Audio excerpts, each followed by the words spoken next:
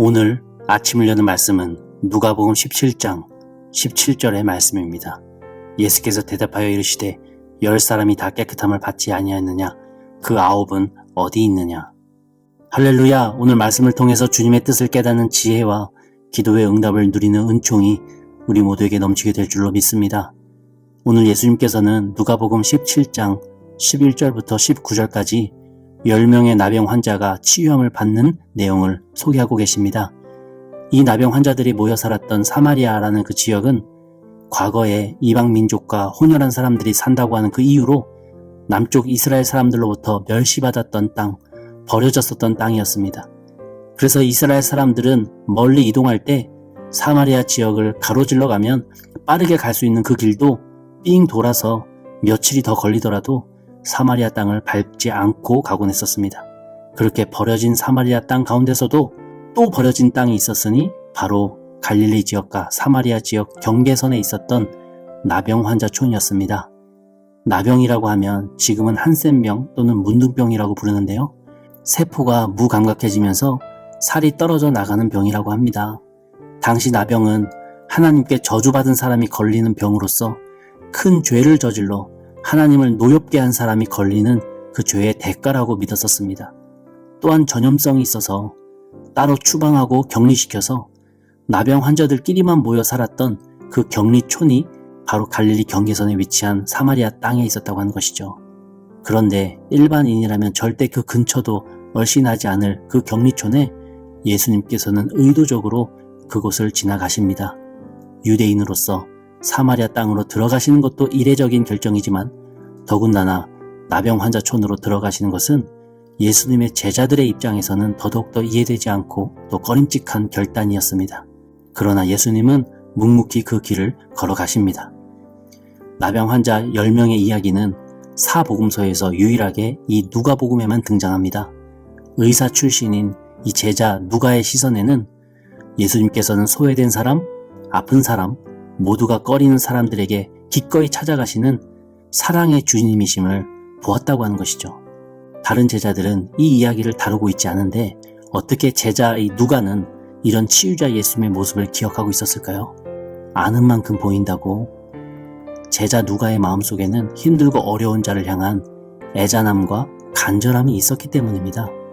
본인이 그 마음을 품고 있을 때 환자촌으로 향하시는 예수님의 발걸음이 무슨 의미인지 알게 되고 예수님의 기적이 그들에게는 어떤 희망이 되는지 느끼게 되는 것입니다.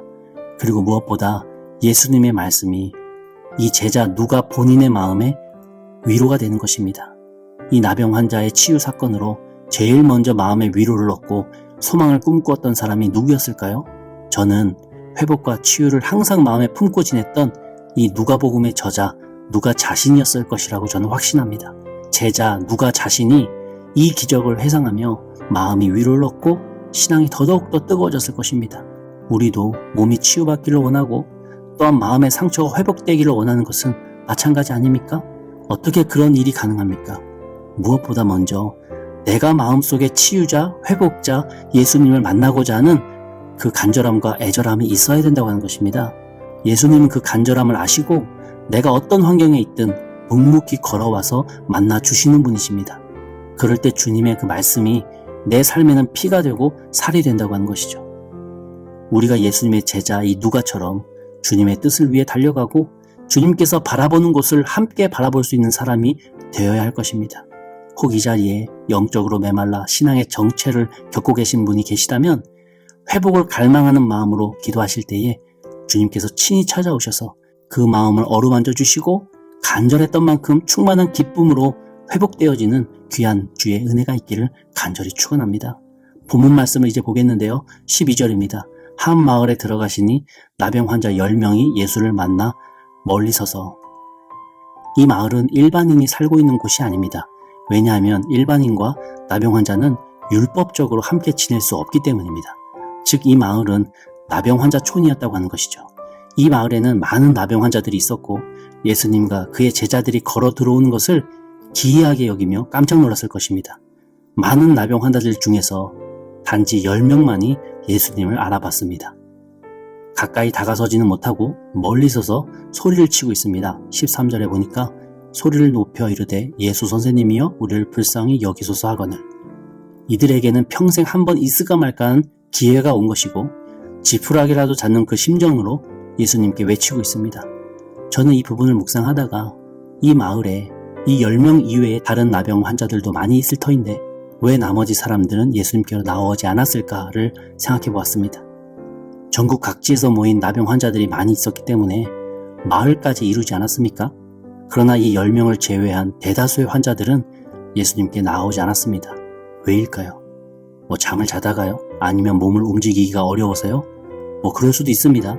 각자마다의 그 사정은 있겠지만 예수님께서 그 마을에 짧지 않은 시간을 머무셨던 것을 고려해보자면 이 나병 환자들이 의지만 있다면 어떤 방법을 써서라도 예수님께로 나와 무릎을 꿇을 수 있는 시간적 여유는 충분했다고 한 것입니다. 왜 이 10명 이외의 다른 나병 환자들은 예수님께 나오지 않았을까요?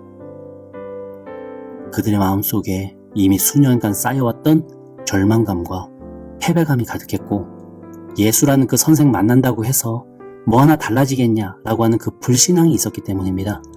그리고 마지막으로 나에게 이런 저주를 내린 하나님을 향한 분노가 있었기 때문이라고 저는 묵상을 합니다. 저희 자녀가 참 감사하게도 어제보다 오늘 더 나아지고 또 오늘보다 내일 더 나아지고 있다고 느낍니다.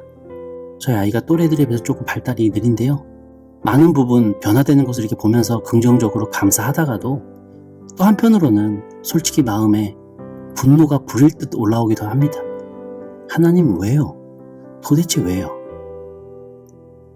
이 질문은 항상 자책으로 끝나거나 아니면 반항심으로 마무리되곤 하는데요. 하나님이 아버지시라면서요. 그런 분이 제 인생의 가장 소중한 자녀를 아껴주시지 않는 것 같아서 도무지 납득이 되지 않기 때문에 감사와 분노가 공존하는 것입니다. 당시 나병을 신의 저주라고 여겼던 그 사람들 속에서 이들은 격리되고 방치되었습니다. 죽든 죽어가든 세상 그 누구도 신경 쓰지 않았습니다. 그곳에 격리되어 갇혀 사는 이 환자들의 마음이 얼마나 무너져 내릴까를 생각해 볼 때 그들의 그 좌절감과 동시에 분노심이 매일같이 자신을 괴롭혔을 것입니다.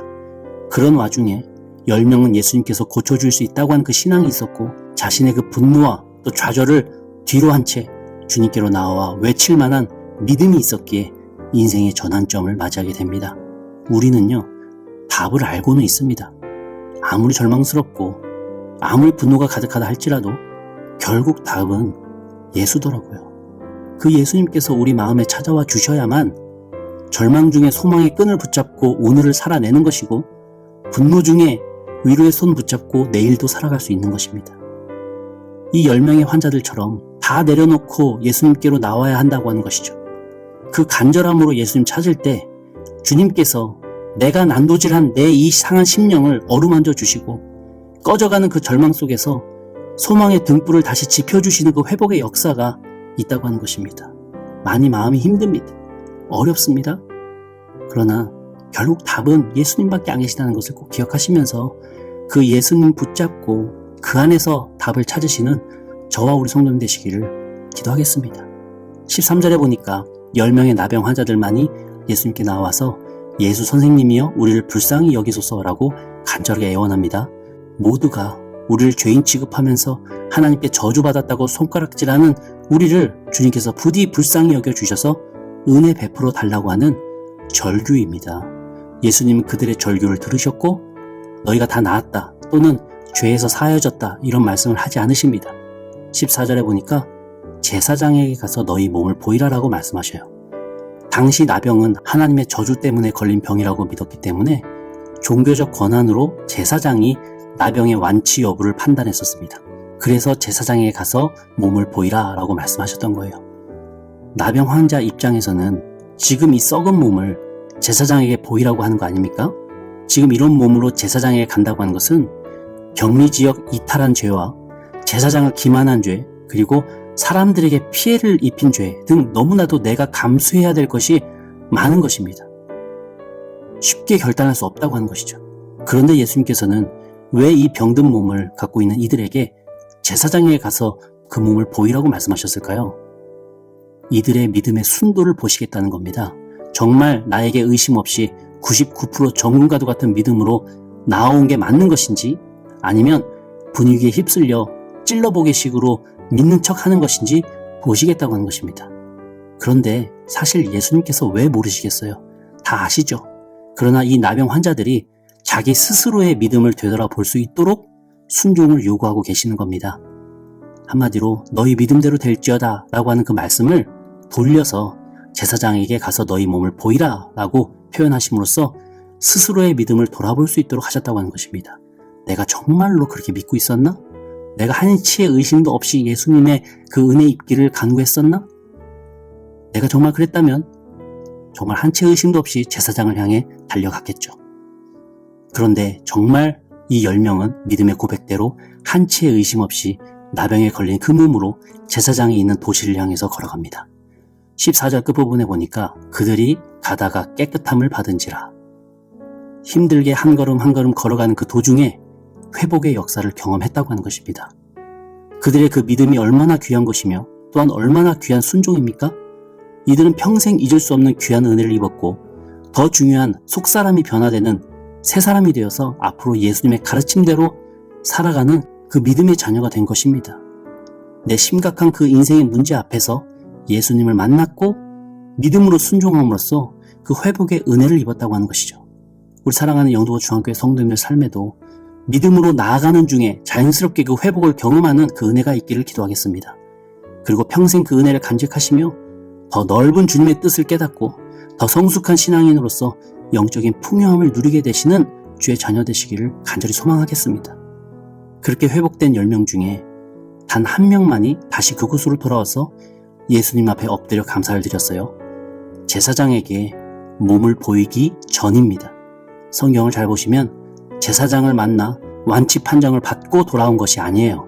15절에 보면 제사장에게로 가던 중에 내 몸이 회복되는 것을 느꼈고 그럴 때 큰 소리로 하나님께 영광을 돌리며 곧장 방향을 틀어 다시 예수님께로 돌아왔다고 하는 것을 알 수 있습니다. 아마 다른 9명의 환자들도 도중에 고침을 받았을 겁니다. 그들이 몸이 낫는 것을 느꼈을 거예요. 그리고 걷다가 점점 뛰었을 것입니다.